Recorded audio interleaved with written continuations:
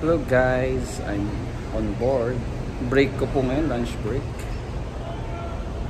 Ngayon, nandito ako sa deck 7. Dito actually smoking area dito. So, dito sila nag-smoke yung mga cabin crew. Ngayon, nandito kami sa Ocean Cay. Ito yung island ng MSC. So, yung mga guests namin nandyan. For this day, itinerary, 2 days kami dito. So this is the first day. Yun sila. Nagbe-beach sa init ng araw, man.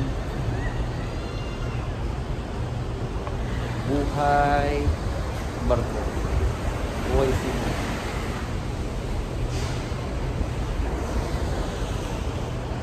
Siguro bukas bababa ako. This is on ito muna for now.